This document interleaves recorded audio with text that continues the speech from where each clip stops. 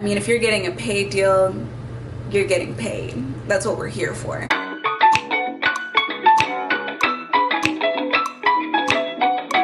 Hey y'all, it's your girl Ella Rose and welcome back to my channel. Grab yourself a cup of tea, a snack, and let's get into this. So I want to start off by saying that even with all the information I provide you today, still do your due diligence. It's still on you to read the terms and conditions, to make sure you know all the deliverables you need to provide, to make sure that you're getting paid for the value of your work, and to just really know what you are doing when it comes to working with a brand. So the thing I really like about influencer platforms is it kind of does some of the work for you, and it makes it so that you don't have to really be a lawyer and know so much detail. It's great for people that are just starting out, as well as people that are into their influencer career. But if you're just starting out, you don't really know what you want to offer, how much you want to offer it for, what brands are even really looking for, what are, you know, brand standards, things like that. Platforms are great as a starting base, so you can really know what it's like to work with a company, go back and forth with an influencer manager, really get your feet in the door, dip your toe in, you know? It's a little bit easier than just straight up pitching yourself to someone that is the head of marketing for a brand that you may not know exactly how to come to them. Number one is Activate. Activate.social is one of my favorite platforms. Honestly, I have worked with numerous worldwide companies with them and have made four-figure campaign deals with them, and it's always been a great experience. So with Activate, they are my number one that I am suggesting. You don't necessarily have to have a certain amount of followers in order to get onto the platform. If you have 1,000, 5,000, 10,000, you absolutely can. With every single last one of these influencer platforms, you're going to end up connecting your various platforms to them so that they can grab your analytics. If you put in your IG, your TikTok, your Facebook, your YouTube, everything in there, it'll be able to grab all your analytics and it will be able to provide that to the brands that may be reaching out to you anyway. If you don't have a media kit created yet, platforms honestly are a great way to go. I do advise having a media kit, and if you want a video on media kits, let me know.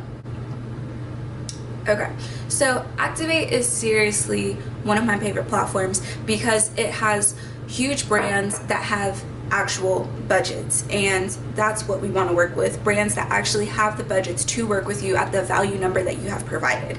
So with Activate, they have some that are specific paid, like specific amounts that's already said. So this campaign is $100, this campaign is $150, this campaign is $300. They have some that are like that. Then they have some that are your bid. When it's your bid, that means you should kind of have your own rate sheet. I have a rate sheet and a fee sheet for everything that I provide. We are service providers, so you should have a rate for all the services that you provide. Whenever it says to put a bid in, I can just refer to my rate sheet, add up everything that they want, and be able to provide them that number. I don't necessarily give them my rate sheet, I just have it as a reference so that when I see all of the deliverables that they're asking for, like they're asking for a carousel, 2 stories that are 3 frames each, and a link in bio, I can go to my rate sheet, see what I charge for all of those things, add it up, put it in my bid, boom. They'll either accept it or they don't. I will say I think I maybe applied to like 20, maybe less, maybe like 15, 20 campaigns before I got one. And so I'm saying that to say that it is a numbers game. Whenever you see something that literally works within your field, within your niche, actually apply for it. Number 2 is Popular Pays. I'm gonna say Pop Pays because it's shorter and I like it. So Pop Pays is a newer app that I've started using, but I do actually really like it. There are brands on there that are big and small, so that's the good thing. There are also a lot of campaigns for people from 0 followers, for 5,000 plus followers, and 10,000 plus followers. I don't usually see campaigns on there that's like, you need to have 50,000, 100,000. It is good for smaller creators that will still get paid a worthy amount. So same thing with Activate. Usually with most of those, it will ask you for a quote. They usually give you a suggested quote, especially for the larger brands that have a specific budget. So usually I stay within that budget, and typically, honestly, it is about right for what I would put as my rate. Sometimes it's even a little bit higher. It has ones that fit within my niche, which is travel. It has ones that have genuine budgets, and it's for well-known worldwide brands. There are also, I see a ton on there from like Kroger. If you're in the food niche, definitely go on there. It is open for a lot of niches. It doesn't just have to be one or the other. Also, what's great about Pop Pays is that you don't have to be an influencer for that one. You can be a content creator for that one. So brands are also looking for content creators as well as influencers, and they will put two different basically ads up for those specifications. So if they're just looking for content, then they'll put for content creators. If they're looking for influencers, they'll put for influencers. And so if you aren't trying to be in front of the camera but you love being behind it, you can create good content. Or if you want to do both, if you have that ability, if you're really great at videography, really good at photography, things like that, graphic design, there is a lot of opportunities on there that doesn't have to be like you in front of the camera. Number 3 is Sway Group. I actually do really like Sway. I have gotten paid campaign deals off of there. Sway also has a number of large brands that go on there and have decent budgets as well. That's really what I look for, is I look at what type of brands are on the platforms, and there's very, very large brands. Sway is honestly, I love how the platform is set up because it's super, super easy. You're not typing really anything usually. It's usually yes, no questions, pull down bars. It's quick. Like you can apply to a bunch of campaigns very easily, and they're good campaigns. They're campaigns that do pay a practical rate, and so I do really like Sway. I think the first campaign I got off there was for Twitter, and I have like, I think now I have 273 something like that followers on Twitter. So if you feel like you can't get a certain campaign on Twitter, you haven't even thought about getting campaigns off of Twitter, because I was kind of that person, don't feel any type of way about it. Honestly, you can get paid from even your smallest platform. That's why it honestly benefits from being kind of on multiple platforms, on social media platforms, because then that gives you the leverage to kind of say, okay, well, I don't have a lot of followers on Twitter, but I do on Instagram. I don't have a lot of Instagram followers, but I have a ton of YouTube subscribers. It gives you the leverage to kind of pick and choose where you want to work with a brand, but it still shows that you have versatility, and it still shows that you are on multiple platforms when they might want a widespread of options from just you. Sway is another one that I may have applied to like 10 campaigns before I landed one, something like that. And so again, numbers game. You might apply and get the first one you get, but if you don't feel any type of way about it. Don't think that you bid too high, that you set your quote too high, or that the brand just doesn't like you or anything like that. There are a number of factors. For Activate, say at the bottom if they might be choosing influencers until their budget runs out. So that could be the thing too. You just really don't like be hard on yourself if you don't get a campaign. Like, I pitch so much, but you only get so many of them. You're not the perfect fit for every brand, and every brand isn't the perfect fit for you.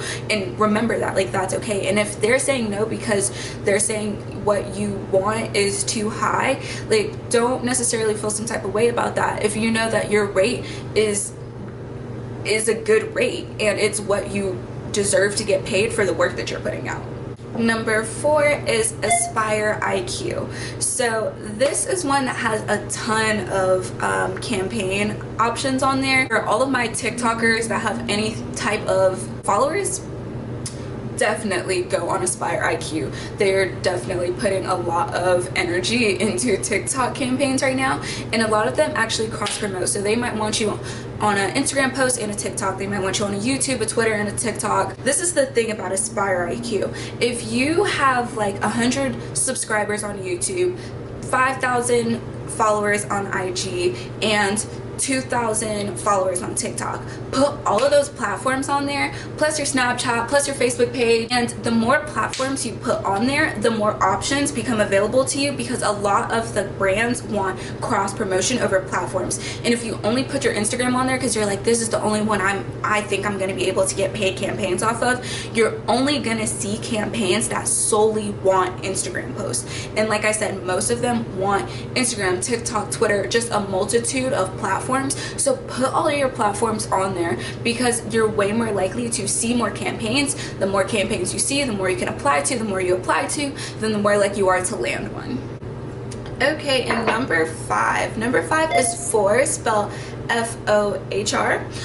So FOHR is one that I know a lot of large influencers actually use from speaking to them, and it's something that I went ahead and hopped on, and so I'm trying to pass that juice onto y'all. What FOHR is great for is also it creates like a it can create a media kit for you, which is really nice. Like I said in the beginning, if you don't have a media kit, this is something you can use as a basis, and you don't necessarily have to use that one if you don't want to, but it's something so you even know what a media kit should look like from a actual social media influencer platform, and then you can go into Canva and kind of spice it up how you want to. So that's nice. But FOHR has a lot of great opportunities. It gives you really good analytics from your platforms when you sync them, so it gives you, you know, how you're growing and losing followers on all your platforms. I connect my Pinterest, my Instagram, my Facebook, my Twitter, my YouTube, everything to it, and I'm able to see a diagnosis of actually all of my analytics in there, and I like that for myself. So I do really like that about FOHR.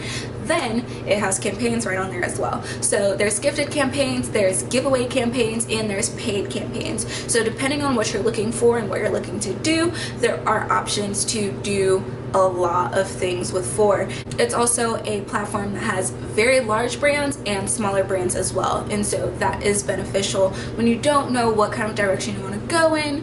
But FOHR is a great place to start, even just to kind of get a true glance at what your analytics truly look like for everything in one place. They might be skewed a little bit from when you see them on your actual original platform, but regardless, it is a good overview, so you can kind of see where, you know, your majority countries are, what your age groups are, who's married, because it gives analytics like that insights, like IG Insights doesn't give, like religion, marital status, things like that the brands care about, but we may not have thought about when it comes to who they're trying to invest in, who your audience is. That's really, really important. I go through it every week, at least once a week, and typically there's new campaigns that come up. Sometimes, depending on the season, it slows down. Depending on the season, it picks up. So right now it's March, so there's things about Mother's Day, there's things about Cinco de Mayo, and things about summer. Around holidays, if you don't get on them now, at least get on them around holidays. Like Q4, there is so much money in Q4, y'all. So much money in Q4. Get your money. Here's just a tip. Usually before I send off my why I'm the best or what I think my content idea would be, I always look at their Instagram to kind of see what type of images they're putting out, if they're putting out images or if they're putting out videos, if they're, what's in their copy, what hashtags are they using, just so that I can kind of, it's like building a resume, you know, like how you fit your resume to a job application. It's literally the same thing. So I look at their page, I look to see if they're diverse on their page, or if I'm going to be the first black face that's on their feed. That's all types of things that I consider before I send what my content idea is, or if I want to participate with them, what my bid is, and things like that. Also, if it asks for a content idea, you do not have to say exactly down to the exact idea what your content idea is. That is proprietary to you, and you could say like some dope idea that you have that'd be amazing for the company, and they actually take that to another influencer and they pay them way more than they would have paid you, and then that's your intellectual property just gone. So I'm not saying be super vague, I'm not saying be super specific, but whenever they ask for details about how you are going to use their product or how you're going to make your content, be very mindful of how much you're kind of giving away. Don't just apply to everything on there, because if you clearly don't fit the aesthetic for what the brand is looking for, you're not going to get chosen. So be strategic in what you choose, and also think about what the exclusivity is on there. Go read everything on the brief that they provide. If they give information about exclusivity, about deliverables, about what they're looking for, read all of that so that you are well informed before you put in why you're the best candidate for this campaign. If you use any of these platforms I have mentioned and you have gotten a paid brand deal off of them, make sure to comment below, let me know what platform, and let me link your post so I can support you. If you're still holding on to any questions after the video, feel free to drop them below and I'll be happy to answer them. I use other platforms, but these are the ones that I honestly recommend the most because I've used them. I've been paid from them and I've had great experiences working with the people that are on the other side that are actually the influencer managers and a part of the company. 2021, it's all 3, 4, 5 figure brand deals. Yeah, until next week, bye.